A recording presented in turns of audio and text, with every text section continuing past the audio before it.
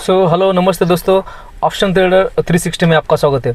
दोस्तों, ऑप्शंस में लोग कैसे लॉस करते हैं और क्यों करते हैं, साइकोलॉजी क्या होती है और कौन कौन से लोगों को क्या क्या जो मेन पॉइंट होते हैं दोस्तों, वो आपको दिमाग में रखना पड़ेगा कि जिस वजह से आपको लॉस हो रहे। तो बहुत सारे लोग दोस्तों ऑप्शंस बाइंग में ज़्यादा पैसे लॉस कर रहे हैं दोस्तों, और ऑप्शन सेलिंग में कम कर रहे हैं। तो आपको कौन सा चूज़ करने का है, ऑप्शन बाइंग करने का, ऑप्शन सेलिंग करने का है, तो उसके बारे में मैं पूरा डिटेल्स इस वीडियो में बताने वाला हूँ दोस्तों। सो लास्ट तक वीडियो देखिए, तो आपको क्या करना है और क्या नहीं करना इसके बारे में बताने वाला दोस्तों। सो अगर आप नए ट्रेडर हो, अगर आप निफ्टी और बैंक निफ्टी में ऑप्शंस में ट्रेडिंग करते हो एंड ऑप्शंस में अगर ऑप्शन बाइंग करते हो, तो आपको कुछ चीज़ें दिमाग में रखना पड़ेगा दोस्तों। क्योंकि ऑप्शंस बाइंग करने के लिए आपको पता है कि कैपिटल कम लगता है, मगर विन होने के चांसेस भी कम होते हैं। एंड जो ऑप्शन सेलिंग होता है दोस्तों, उसको विन होने के लिए चांसेस ज़्यादा होते हैं और कैपिटल भी ज़्यादा लगता है। सो मगर लोगों के पास ज़्यादा पैसा नहीं रहता है दोस्तों, तो फिर वो क्या करते हैं, ऑप्शन बाइंग में चले जाते हैं। अगर आप ऑप्शन बाइंग कर रहे हैं तो आपको 5 चीज़ याद रखने का दोस्तों। फर्स्ट ऑफ ऑल, आपको कभी भी ट्रेडिंग नहीं करने का, ओवर ट्रेडिंग नहीं करने का। इसका मतलब क्या है कि जब भी 9:15 बजे ट्रेड चालू होता है और आप क्या करते हैं, डायरेक्ट बोले तो अगर मार्केट ऊपर जा रहा है तो कॉल बाय करते हैं, मार्केट नीचे आ रहा है तो पुट बाय करते हैं। तो ऐसा नहीं करने का दोस्तों। कम से कम आपको 15 मिनट्स वेट करने का है, क्योंकि जो स्टार्टिंग के 15 मिनट होते हैं वो होते हैं दोस्तों कि जो बड़े बड़े ट्रेडर्स रहते हैं, म्यूचुअल फंड्स वाले या फिर बड़े बड़े चैनल रहते हैं, वो क्या करते हैं, फटाफट अपने पोजीशन स्क्वायर अप करते हैं, एक तो बाय करते हैं या सेल करते हैं। तो वहाँ पर जो मार्केट होता है बहुत वोलेटाइल होता है, तो आपको वहाँ पर वेट करने का है, कम से कम 9:30 बजे तक वेट करने का है। फिर वेट करने के बाद आपको सोचने का कि मार्केट का मूड क्या है, तो मार्केट ऊपर जा रहा है नीचे जा रहा है। तो फिर आप क्या कर सकते हो, अगर समझो अगर आपको बाय करने का है तो आप क्या कर, आप दोस्तों कम से कम ATM के आसपास आपको बाय करने का है। यानी कि अगर मार्केट समझो 25,000 चल रहा है, निफ्टी 25,000 चल रहा है, तो आपको 25,100 या 25,200 कम से कम 100 का तो लेना पड़ेगा।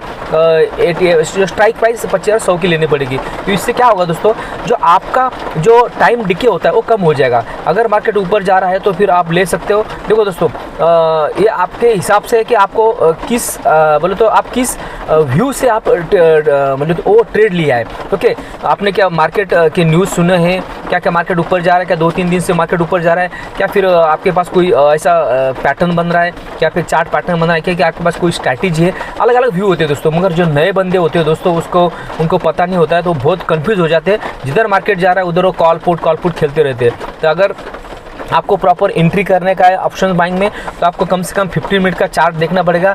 अगर 15 मिनट के चार्ट्स में अगर ऊपर जा रहा है तो फिर आप बाइंग के लिए कर सकते हैं, और उसी दिन आपको पोजीशन स्क्वायर अप करने का है। कम से कम दिन भर पोजीशन रखने का नहीं। अगर तुम दिन भर पोजीशन रखेंगे तो अगर मार्केट साइडवेज हो जाएगा या फिर कंसोलिडेशन में चला जाएगा तो आपका टाइम डिके होने के चांसेस है। सो जब भी मार्केट मोमेंटम होता है तो मोमेंटम कैसे पकड़ेंगे दोस्तों, बहुत सारे इंडिकेटर्स है, लैगिंग इंडिकेटर्स है और अलग अलग इंडिकेटर्स है, मगर मैं इंडिकेटर पर भरोसा नहीं करता हूँ, मैं ओनली प्राइस एक्शन पे भरोसा करता हूँ। सो आपको प्राइस एक्शन देखने का है कि अगर 15 मिनट के कैंडल स्टिक में अगर मार्केट ऊपर जा रहा है तो फिर आप क्या कर सकते हो, सपोर्ट रेजिस्टेंस ड्रॉ करके 5 मिनट्स के कैंडल स्टिक में आप क्या कर सकते हो, एंट्री कर सकते हो। अगर आपका मेन रिस्क एंड रिवॉर्ड आपको पता है कि मुझे डेली का कितना लॉस करने का है, ये अगर आपको पता है तो फिर आप मार्केट में से जल्दी बाहर नहीं हो जाएंगे। क्यों? क्योंकि अगर आपके पास समझो 50,000 रुपये, 1 लाख रुपये आपके ऑलरेडी है डीमैट अकाउंट में, मगर आपको कितना लॉस करने का पता नहीं, तो दोस्तों आपके 4-5 दिन में 10 दिन में आपके पूरा लॉस, पूरे जो 1 लाख है 50,000 पूरा लॉस हो जाएगा। सो आपको क्या करने का है कि मुझे डेली कितना लॉस करने का है। देखो मार्केट, अगर तुम मार्केट का समझोगे दोस्तों, जो नए बंदे आते हैं दोस्तों मार्केट के इसमें, तो उनको बहुत तकलीफ होता है। तो मुझे 1,000 रुपये लॉस करने का है, तो फिर मुझे उस तरह से पोजीशन लेने पड़ेगा, मुझे लॉट साइज कम लेना पड़ेगा। अगर मैं लॉट साइज ज़्यादा लूँगा, भले मेरे को ज़्यादा पैसा आएगा एक दिन, मगर दूसरे दिन मेरा पैसा पूरा चला जाएगा। सो अगर आप ऑप्शन बायर है तो आपको कम से कम एक लॉट से काम करने का है। अगर मेरा 1,000 रुपये लॉस हो जाएगा तो मैं, या फिर 500 रुपये लॉस हो जाएगा, तो फिर नेक्स्ट डे के लिए मैं क्या करूँगा, वेट करूँगा। नेक्स्ट डे के लिए जो भी सेटअप बनूंगा, सेटअप बनने के बाद ही मैं ट्रेड लूँगा, उसके पहले मैं ट्रेड नहीं लूँगा। अगर मेरा सेटअप मेरे हिसाब से चलता है तो ही मैं बाइंग करूँगा।